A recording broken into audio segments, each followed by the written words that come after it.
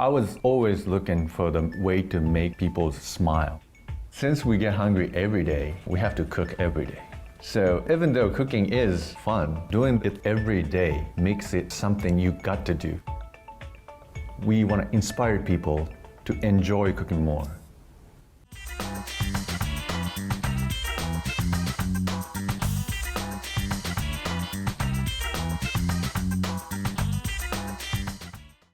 First off, I want to say, I really appreciate it. I'm super excited to be the first person to welcome you to RailsConf. Thank you. My name is Aaron Patterson. I'm a senior software engineer. If you have questions about my talk or just want to say hi or anything, then tweet at me or send me an email. I'm not going to have time for questions after this, unfortunately. Now is the time where I nearly die from being nervous on stage. So to help me with my nervousness, I have a slide here. So I think to myself, when I'm nervous, what would Freddie Mercury do? So I got to think about that, and then I'll hopefully live through all of this. I'm a Ruby core and Rails core member, and I work for a company called ATTi Interactive. And I have to say thank you to them, because if it weren't for them, I wouldn't be here today. I am employed to do open source software for AT&T, so thank you. Now, last year, I talked to all of you about how I file my expense reports. And that seemed to go over pretty well, but I figured you probably already heard that once, so I decided that today I would tell you about how I get my annual review.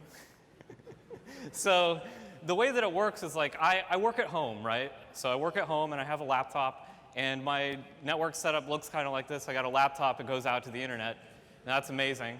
And I need to fill in my annual review, and it's on one of those websites, where you have to boil your entire self down into a few different meaningless categories with some unknown number in it. You know what I'm saying?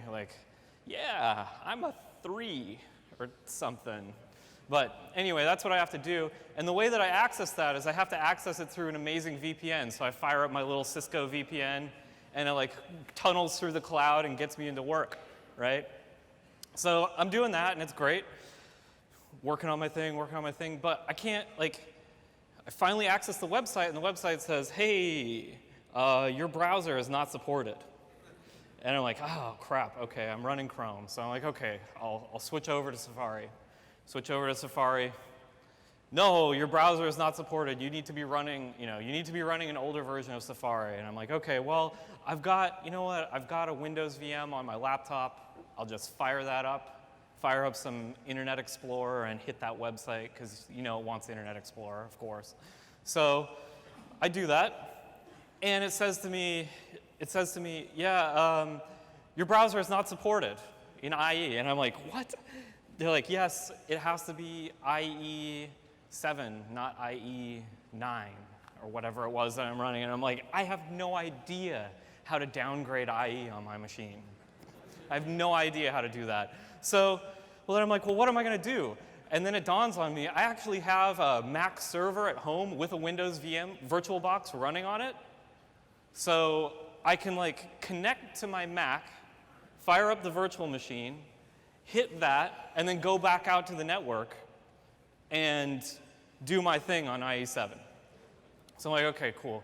Except that my Mac doesn't have access to the VPN, so I decided to do an SSH tunnel on my laptop so that I could route IE through the SSH tunnel and back up through the VPN, and here's the network diagram of that. So this is technically known among network architects as Rube Goldberg network architecture. Anyway, I finally filled all that crap out. Finally got it all done. And this year I worked very, very hard. Last year I was amazed because Corey Haynes gave a talk, and I noticed on the program that Corey Haynes' title is Corey Haynes. That's his job title. So I'm super jealous of this. I'm like, that is amazing. It's really amazing. So I worked really hard, and I actually got a promotion. I'm no longer a senior software engineer. I am now Corey Haynes.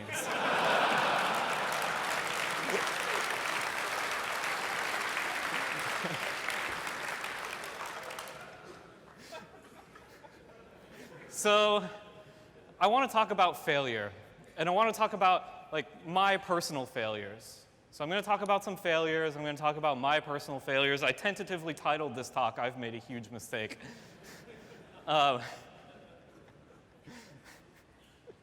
So the first thing I want to talk about is I want to talk about the failure to remember. So to talk about this, I want to talk about this project called Tokaido. This is a project that Yehuda Katz has been working on, or he got funding from, what's it called, Kickstarter, and I'm actually really excited about this project. Besides having an awesome name, it's also got these Chinese characters, so you can get that tattooed on you, and it looks awesome. And then you meet a Japanese person, they're like, "Why do you have lampshade tattooed on you?" And you're like, "Oh man." Anyway, so what this project is a binary distribution of Ruby for OS X. And it's a binary distribution of Ruby that happens to ship with all the gems that are required in order to run Rails. So ideally, you should be able to just double-click on the thing, it'll install it, and then you fire up your terminal, and you can just do Rails new, and you don't actually have to install any extra gems, and it just works. So the reason I'm excited about this is I'm excited about this for students. And I don't just mean students in the classroom, I mean people who are trying to learn, right? I think it's very cool for these people because they can install Rails and not have to worry about all the extra dependencies and how do I install Ruby and how do I get that running. It can save them a lot of time. I'm also excited about this from the perspective of teachers. I used to be a teacher. I taught Ruby for the University of Washington. And maybe our first entire class was spent installing Ruby and getting Rails running on students' laptops. So I'm excited about this project from the perspective of a teacher, so I can get my students up and running quickly. But I'm really excited about this project for all developers. And I have to ask you, I want to ask a room full of developers, how important is your time? Now, I think most of you would say to me, well, my time is very important. My time, I can't get it back. It's very important to me. I must use my time wisely. And I think that's interesting because when the topic of getting Ruby installed comes up, you're like, oh, there's just these 5 steps that show up on Hacker News. All I have to do is those 5 steps, and then it's all done, and I'm installed and good to go. But I want to ask you a few more questions. Do you know what a shared object is? Do you know what shared objects your extensions load? Do you know how to find out that information? What is DYLD library path? What is DL open? Where does DL open search? How do I find out? How do I use OTool? Now, the thing is, when you're installing Ruby from source and installing all of your gems from source, eventually something is going to go wrong, and you're going to link against the wrong shared object. And you're not going to know what to do. In order to find out what to do, you need to be able to answer all of the questions that I showed in these previous slides. You need to be able to understand how all of those things work. And so now I have to ask you again, how important is your time? Do you want to be wasting your time looking up the order that DL open searches in DYLD library path, or do you want to be working on your Rails application? The other thing that's exciting to me about Tokaido is the ecosystem. So I actually feel kind of bad for Yehuda because this is a very ambitious project, in my opinion. I feel like he's going to have to do a lot of legwork in order to get this thing running. I'm excited about the ecosystem because he's going to have to go around to people who develop C extensions and get them to build statically compiled extensions. And he's also going to have to work on the tools for building those things like Rake Compiler. If you author a C extension, please use Rake Compiler. So he's going to have to improve that tool chain, because if he doesn't improve that tool chain, then nobody's going to build these things and his project will fail. So I'm sorry, Yehuda. Now, if you still don't believe me that this is a good idea, I encourage you to go volunteer for RailsBridge. So if you're really convinced that those 5 steps on Hacker News are the way to go volunteer for this group. Not only will you be doing an awesome service by helping a lot of people learn about Ruby and Rails, but you'll also be understanding the problems that they encounter when they're trying to learn.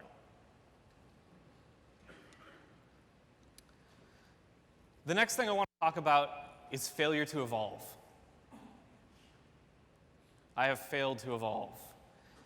When I talk about this, I want to talk about concurrency. I don't feel like I've been treating concurrency as seriously as I should be in Rails, and I want to improve that situation. Now, this may seem unrelated, but I have to ask you, why do we have Action Mailer? Does anybody know why we have Action Mailer? Well, I know why we have Action Mailer. It's a really easy answer. It's so that we can send emails, obviously. We want to send emails from our applications. So we might write code that looks something like this. Like I've written code that looks something like this, and I'm willing to bet that many of you have as well, and it's probably even in your production applications today. Now, the problem with this is when you deploy this to production, you'll find out that when you need to scale this particular piece of code, you'll end up processing a request, and all of a sudden you'll start sending an email, and then you'll send a response. Now, the problem with this is well, maybe you get an exception during sending email. So the exception bubbles up, and the user sees it, and they get a 500, and you're like, I'm sorry, and you have to go fix this email. Not to mention they didn't get the email that you're trying to send them. And the other problem is maybe it's slow. Maybe you have a slow SMTP server, or you have to pay the cost of shelling out to SendMail or whatever. So when you're sending email from your controller like this, in the best case, you have a slower response time than you could have. And in the worst case, you're showing your users 500 errors. So what would be nice is if we could take and pull that out of the process and say, all right, I want to perform sending email, but I want to do it out of band of my main request and response.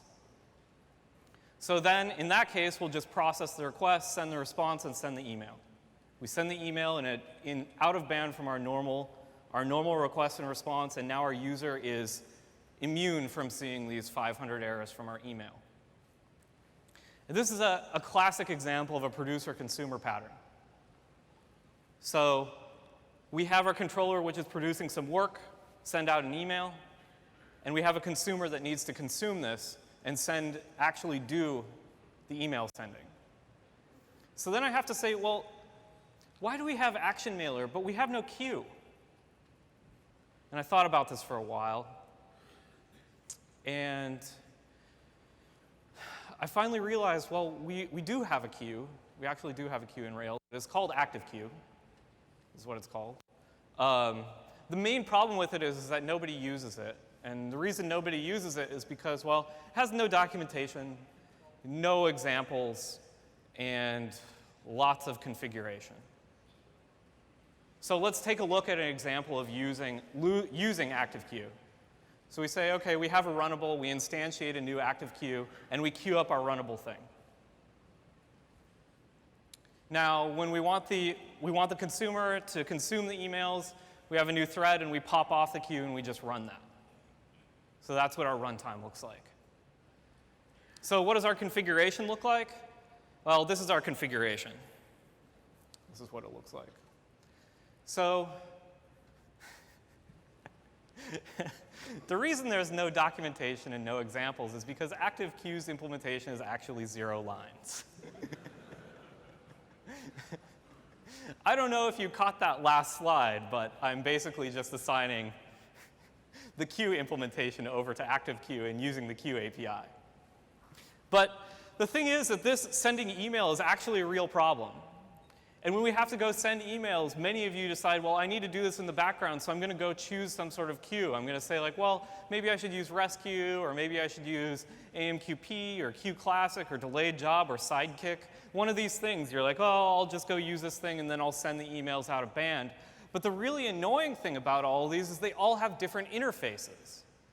So if you say, oh, I'm going to go use rescue, you queue up a bunch of jobs with rescue, you get that integrated into your application, and then all of a sudden you're like, wow, rescue doesn't scale the way that I need to scale. I need to move this over to like AMQP. But now you have to go through and do a bunch of work porting all of your rescue code over to AMQP. This is really annoying. It actually really frustrates me. I feel like the interface is the most important. These things should all have a consistent API, and we should be able to move between them easily. Implementation is secondary. All of these libraries say, hey, I use Redis, use me, and you can use Redis. Hey, I use me, I have AMQP, you can use AMQP. When actually we don't really care about the technology, we care about building our application and then choosing the technology later. We need to demand a consistent API from these libraries. Queues must implement push. Consumers must implement run. But the problem is, we have no driving force. Nobody is going out to these different queue libraries and saying, hey, you know what? You guys should all coordinate and make sure that you respond to the same queuing API. That way, if I need to change later, I can just switch out libraries. What I would like to see in Rails 4 is I would like to see Rails 4 be the driving force for that API. I would like to see something in Rails that says, okay, we'll put in a little straw man implementation that basically depends on Ruby's normal queuing system, and then we'll say, look, if you want to use queuing within Rails, you should conform to this API. That way, when any of you want to switch between AMQP or Redis or delayed job or Q Classic or any of those things, you can just switch it out.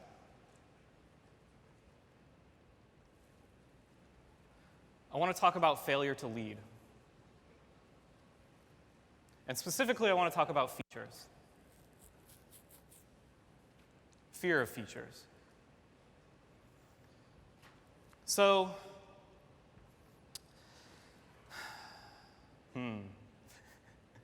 how do I start this? I think many developers are older developers.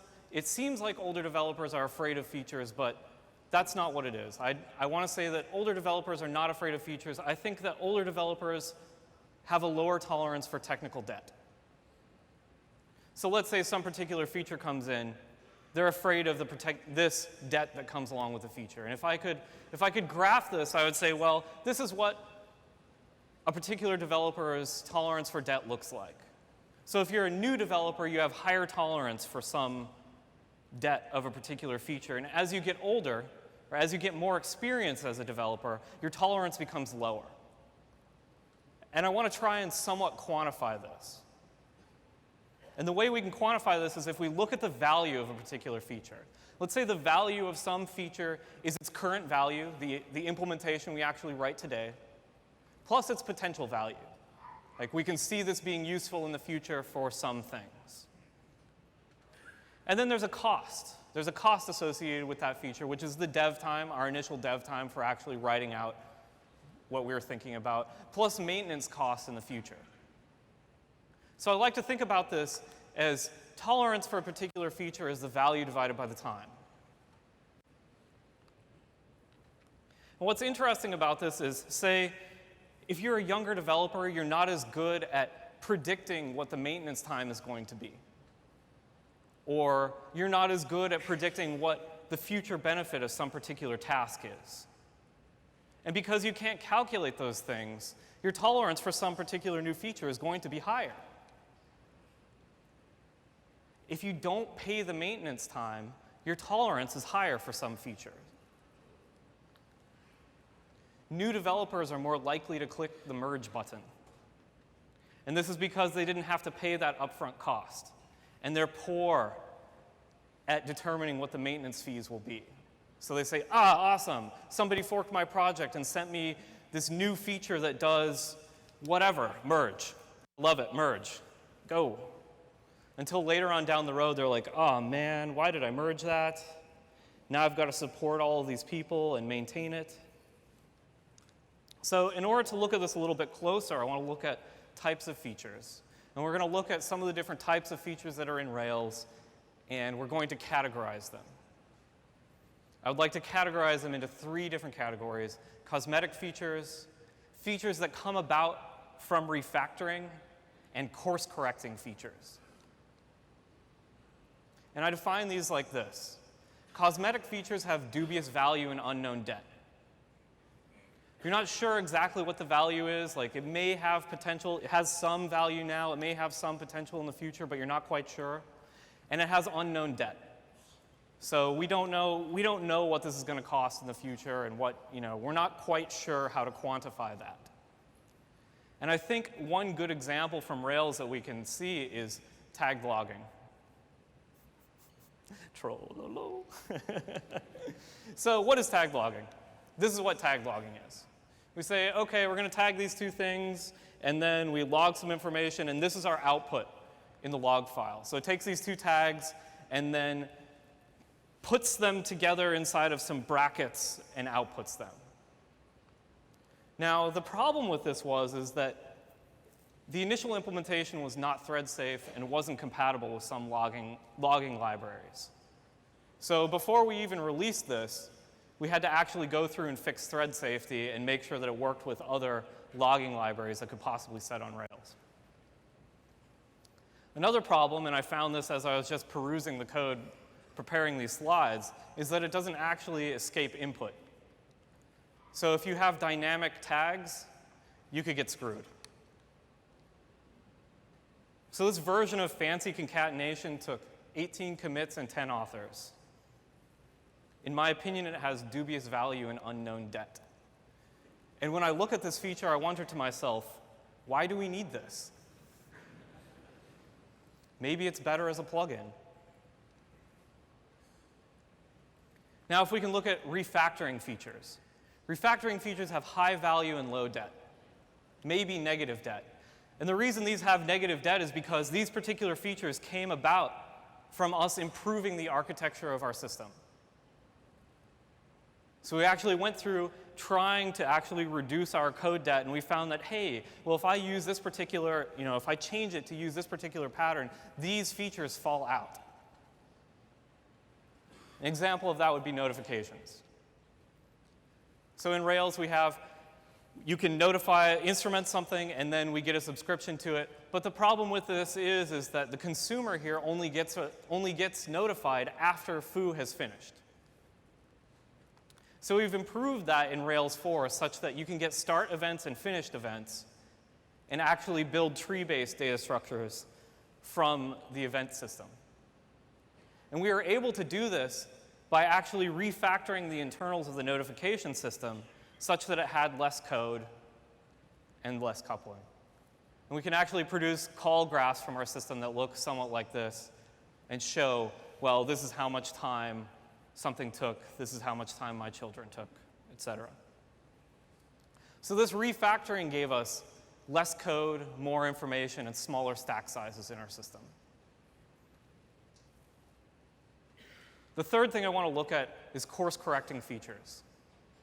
Course-correcting features have high value and unknown debt. So what is a course-correcting feature? I think a course-correcting feature in Rails is the asset pipeline. We said we had a problem in Rails. Everybody was doing asset pipelining. Everybody was doing it. But we didn't have one unified way of dealing with the problem. So we added asset pipelining to Rails, and I think this was a good thing.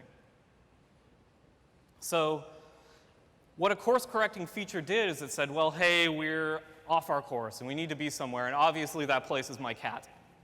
We have to get to my cat somehow. So we added asset pipelining, and that moved us in the direction of the cat, my cat. But I don't think it moved us all the way. I think we still have a little bit of room to go.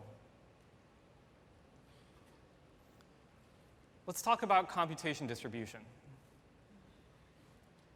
When I was a kid, the first computers that I was ever exposed to were computers at my library. I didn't really have a computer when I was growing up. And these were all centralized computers, dumb terminals that accessed the mainframe. I thought this was really awesome. I could access the mainframe from the little Weiss terminals and the little, amber reflection in my eye. But all of the computation was centralized here, and then computers became cheaper and we were able to distribute them. So instead, oh, hey, my family could actually afford a computer, and now we'll install like Microsoft Word or something like that. But then the internet came along and we said, well, now we've got browsers that are going over to servers and our computations are now done on the servers.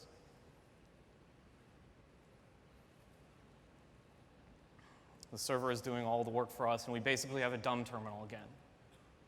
But I think the pendulum is going the other way now. We're starting to do distributed computation again where we have JavaScript running in the browser. Our browsers are getting more powerful, and we need to take advantage of them.